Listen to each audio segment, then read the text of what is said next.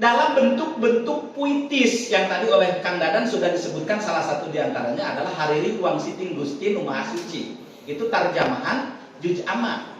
Tetapi di samping itu ada dua lagi karya Ustadz Syarif Sukandi, yaitu Saweran. Nah, mungkin ini juga perlu dikaji. Saweran tahu kan? Yang ini yang waktu naik ahad itu ada yang disebut dengan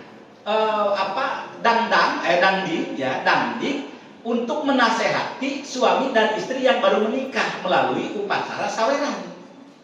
Nah, tetapi memang ada perubahannya tetap, yaitu ideologinya, yaitu tidak dincek enom, tidak dincek tidak ngagejretkeun, tetapi nasihatnya dikemas dalam bentuk dangding terkait dengan ayat Al-Qur'an tentang pernikahan. Lalu ada juga naskah terkait dengan wa qada rabbuka, itu tentang berbuat baik kepada orang tua ya. Nah, itu untuk versi strip dibuat hanya 4 halaman tetapi dalam bentuk dangding juga. Bahkan nanti itu puitis juga, Bu, Pak. Itu ada yang disebut, kalau saya menyebutnya itu kuring jentai anjing. Transformasi jiwa manusia menuju puncak kearifan. Itu ada dina Balebat Rasa. Itu karya-karya yang saya pikir puitis banget. Termasuk Ustadz Abdullah itu juga menulis tafsir tidak hanya dalam bentuk tekstual, tetapi dalam bentuk puisi pujian. Atau juga ketika misalnya, walaupun ini kan genrenya sama ya, bid'ah, hurufat dan tahayyul, tetapi cara membid'ahkannya Ustadz Abdullah itu justru menggunakan pujian. Misalnya membid'ahkan Muludan itu menggunakan pujian dengan menampilkan dua sosok, Kipatih dan Kimaptuh. Kipatih itu adalah sang reformis yang mencerahkan, kan begitu, sang pencerah. Kimaptuh adalah yang tercerahkan. Kalau saya terjemahkannya begitu. Nah, ini menggambarkan betapa sebenarnya dalam konteks di Persis itu kaya. Jadi permasalahannya sekarang kadang-kadang mahasiswa itu tafsir di Persis ayat itu kan itu. Padahal saya sekali lagi ya, itu banyak sekali. Nah, makanya coba saya contohkan ya, satu aja dulu misalnya. Ahasan kan tadi udah ada ya karyanya 3 ya. Al-Hidayah, Al-Furqan, Yasin. Pertanyaan saya ke mahasiswa, ini hanya pertanyaan sedikit Bu, nggak apa-apa lah kali-kali. Kira-kira tafsir Al-Hidayah itu asalnya apa? Buku apa bukan? Itu majalah. Majalah Al-Fatwa tahun 1931 sampai 1933. Setelah majalah Al-Lisan.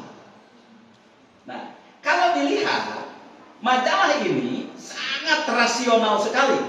Jadi kalau orang cenderung memahami Ahasan sebagai orang puritan, fundamentalis, tapi Al-Hidayah justru mencerminkan sosok Ahasan yang rasional. Nah, makanya ini kan bisa dikaji rasionalitas Ahasan, kan begitu. Nah, apa bukti rasionalnya? Itu saya pikir konektivitasnya dengan abduh. Jadi kalau saya ditanya siapa yang pemikirannya abduh banget di Indonesia untuk dekade itu, Ahasan. Dan itu diakui oleh Hamka ketika menulis di sebelum ke Al-Azhar, karena Al-Azhar pun pada awalnya adalah majalah. Jadi sebelum jadi Al-Azhar itu di majalah dulu. Nah, makanya peran majalah ini menjadi sangat penting dalam pengembangan tafsir Al-Quran. Ini juga perlu dikaji. Saya yakin belum ada kan yang mengkaji Iber, tafsir di Iber, tafsir di Risalah, tafsir di Ad-Duha, tafsir di Kaji Muslimun dan lain sebagainya. Itu menjadi sangat penting sebenarnya kajian. Karena ternyata tafsir-tafsir di Indonesia termasuk Persis rata-rata dari majalah. Nah, oke. Ini saya gambarkan satu aja misalnya di mana titik rasionalitas Ahasan. Nah, rasionalitas Ahasan itu akan tergambar misalnya salah satu diantaranya adalah adanya infokus transendental kalau dalam bahasa hari ini. Dan mungkin Anda kadang-kadang tidak ngeh gitu. Nah, ingat gak infokus transendental itu apa sih? Ya kayak begini kan. Jadi zaman Nabi itu sudah ada infokus yang dibawa malaikat. Nah, Tapi tentang kalian ya saya tadi begini. Ada surat Al-Alaq. Iqra bismi rabbikal ladzi khalaq. Pertanyaan saya kepada orang Persis di sini. Ini nggak apa-apalah kali-kali nanya ke orang Persis. Dan yang jawab saya yakin akan dikasih duit sama saya. Kalau jawabannya benar. Iqra bismi rabbikal ladzi khalaq, surat Al-Alaq. Itu ayat pertama. Itu kira-kira terjemahan Ahasan apa? Soklah 50.000. Ada enggak? Ada yang tahu teman-teman? Terjemah Iqra Al-Hasan. Angkat tangan, ayo. 50.000 lumayan. 50.000 jajan. Lumayan buat jajan. Jangan juga. Jangan nyontek. Ada enggak? Kayaknya enggak ada tuh. Karena memang ini kan begitu. Nah, saya beritahulah sedikit ya. Iqra itu bukan bacalah. Kalau Ahasan terjemahinnya. Tetapi jadilah engkau pandai membaca. Makanya kata Iqra di situ bukan taklif, tetapi takwini.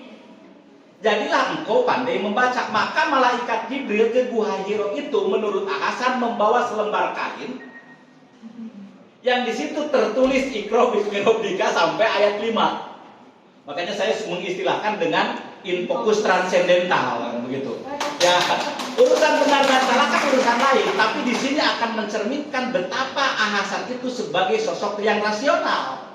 Makanya kalau alumni ilmu Al-Quran dan tafsir itu rasional, saya pikir kan ada mbahnya genealogi keilmuannya ke Ahasan kan begitu. Wa antahilum bihadal balad itu tidak diterjemahkan engkau aman di negeri ini, tapi Ahasan menerjemahkannya engkau dihalalkan untuk ditindas, dibuli oleh masyarakat Arab, tetapi engkau tangguh karena ada Tuhan di sana. Karena bulian itu akan menjadi orang hebat, kan begitu. Nah, ini saya pikir rasionalitas Ahasan itu luar biasa. Nah, bisa dicek lah nanti ada saya pernah ditulis lagu untuk itu. Jadi di sini sekali lagi kita sebagai generasi Persis kelima berarti kan begitu ya. Kita coba sebenarnya untuk menyelami. Tetapi menyelam itu kan tidak bisa langsung menyelam, harus ada pembuka. Kang Dadan sudah membukakan. Tetapi kita tidak mau masuk. Nah, itu yang disebut dengan agak dikit marahlah ya. Tolol kan gitu. Udah dibuka kan, tapi nggak masuk berarti tolol kan. Nah, ini saya contohin laki-laki. Perempuan sudah membuka pintu hatinya, tapi engkau malah kabur, berarti laki-laki itu apa? Nah, kan begitu. Kang Dadan sudah membukakan nih pintu kajian tafsir Al-Quran di Persis itu begini loh. Kita malah merod.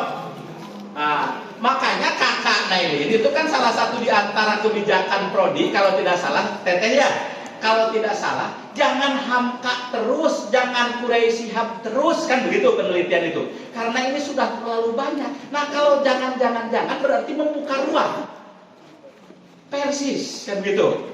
Nah, jadi nanti jangan takut. Ahasan masih banyak gak yang harus diteliti? Masih kok. Abdurrahman masih kok, kan begitu. Saya yakin Ustadz Abdurrahman itu banyak loh tulisannya. Ya, saya contohin apa lagi? Nabi Musa Masantren, ada yang pernah baca? Tulisannya Nabi Musa Masantren. Mungkin selewat kan nggak tafsir kan? Tapi ternyata itu tafsir surat Al-Kahfi, cerita Nabi Khidir dan Nabi Musa. Judulnya Nabi Musa Masantren, berarti tafsir kan? Nah, ada deh umat nu jiga miskat. Berarti Allahu nuru samawati wal ard. Ada lagi tulisan leuweung geledegan. Itu tafsir wal takum minkum ummatun yad'una ilal khair. Jadi banyak sekali sebenarnya karya-karya Ustadz Abdurrahman, tetapi secara kelihatannya bukan tafsir, tapi isinya sangat tafsir sekali. Itu rasional, kadang-kadang simbolik.